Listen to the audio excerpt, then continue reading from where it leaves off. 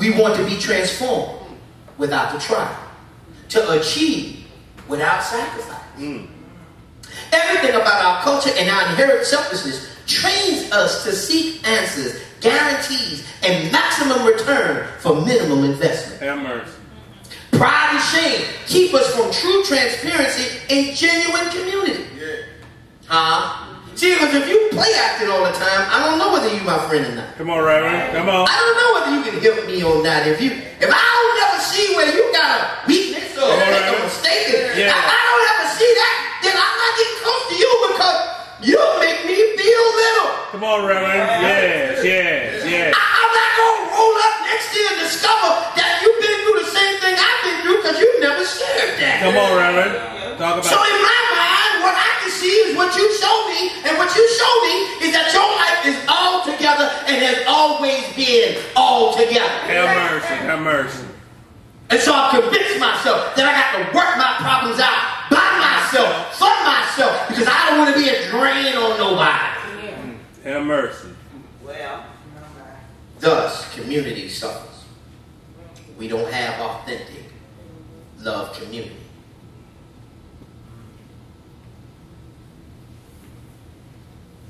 We would rather struggle alone with no one's knowledge until we can emerge right without any help, so we don't have to endure the discomfort of vulnerability. It ain't nobody business. Have mercy. That's why coming to Jesus in a real way is so difficult. It's countercultural and counterintuitive. See, survival of the fittest kicks in, and we are in no way inclined to display any weakness. We struggle, we fight, we weary ourselves to exhaustion to keep from appearing needy or weak, and forget that it is at those precise moments our weakness is perfected in God's strength. We forget that it is at that moment when you are at your wit's end that God shows up and shows out. But you can't have no God showed up and showed out testimony without being at the end of your rope. So what's the solution if we going home? The answer to when Jesus became real to me is when I came to the end of me. Have mercy. Have mercy.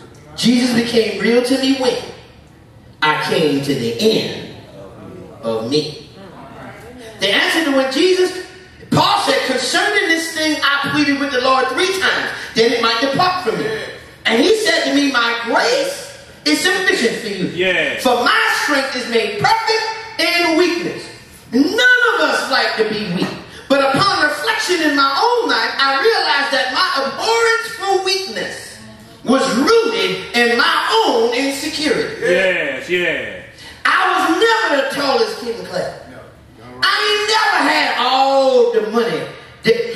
Come on, Reverend. Oftentimes, I had to wear sneakers from 2 seasons previous because that's when we could afford to get there. Come on, Reverend. All them girls like them curly head little fellas. Come on, Reverend. Back in the 70s, them little light skinned curly head. You know what the good hair. Don't act like y'all know what I'm talking about. Tell me, Reverend. I had to fight. To matter. In my own mind. Come on, Reverend. Never could I appear weak or they take my lunch money. Come on, Reverend. Make me step out my sneakers. I'm not going home barefoot. I can't appear weak. See, Jesus became real to me, however, when I moved to Atlanta. From New York City, young streetwise 19-year-old, and I experienced the darkest loneliness I'd ever experienced. I had no friends, and my only companion was my father when I got here. Have mercy. How my best friend gonna be 40 plus? Come on, Reverend. Talk about it. Talk about it. I did meet one friend, Tracy. We were friends to this day because her dad, my dad were running buddies, and we both relocated here from Brooklyn the same time, same year. Yet I had untold hours alone with no one to talk to but Jesus. I actually prayed consistently for the first time since I was a child. I learned that he does listen. and he does answer prayer. Yeah. He again became real to me when I had joined a church with a girlfriend at the time, and I did good for a little while. But then it felt as though I wasn't really ready, because I couldn't do what the preacher was suggesting on a consistent basis. Have mercy. So I left, rather than be a hypocrite. Have mercy. Ain't that where we I'll never be no hypocrite, so I'll just quit. Come on, Reverend, talk about it. But he wouldn't let me alone. And for 2 years, dreams, encounters with strangers, folks at the job, even at the mailbox, God said it's okay to come home. He still loves you. He became real to me when the night before I was going to lose my house on the courthouse steps. God stepped in and I got what I needed to take to court the next morning and get a stay from the bankruptcy court. Have mercy. Come on, Reverend. Jesus became real to me when I was let go from another job. And I had to go home and tell my wife and kids, Daddy ain't got no income again. Come on, Reverend, talk about it. Jesus became real to me when I knew my marriage was over and I had to continue to face my children in my church with that failure. Have mercy. Have mercy. I guess what I'm trying to communicate to you is that there's no way to get around it. Come on, Reverend. Brokenness is a part of the plan and the process. It's not even a one-time event, brothers and sisters, but an ongoing thing. Even a daily dying to him. God is really not interested in gently using us. Come on, Reverend. We ought to bring him glory through our weakness and our brokenness. We can't be surprised when we're going through, when we're having issues, when we are burdened down. That's how we learn how to shift the load.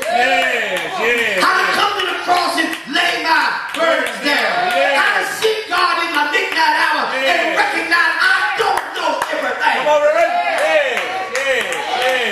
Yeah, maybe you got to lose one more job before you realize it's God who supplies. Have mercy.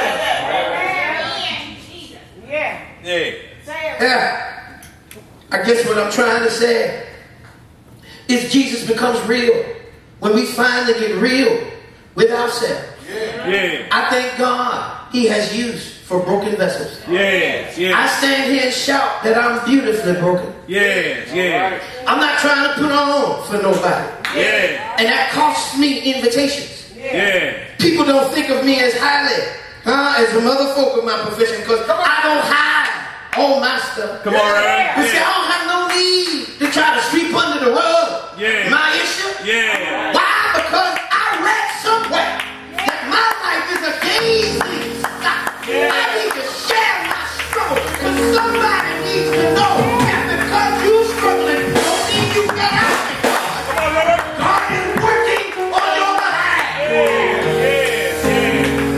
Since can't nobody do nothing to me, I ain't scared of nothing.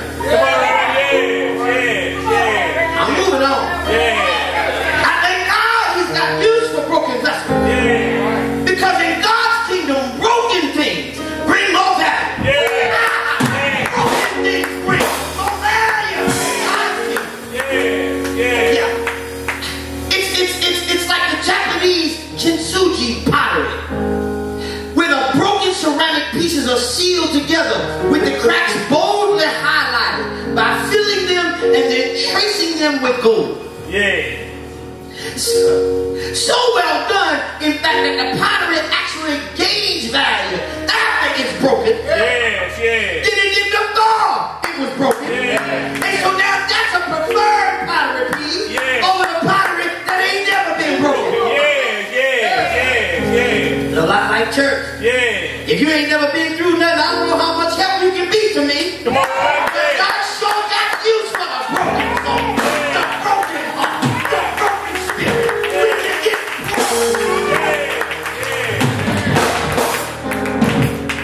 That's the joy of the gospel message. Come and be broken.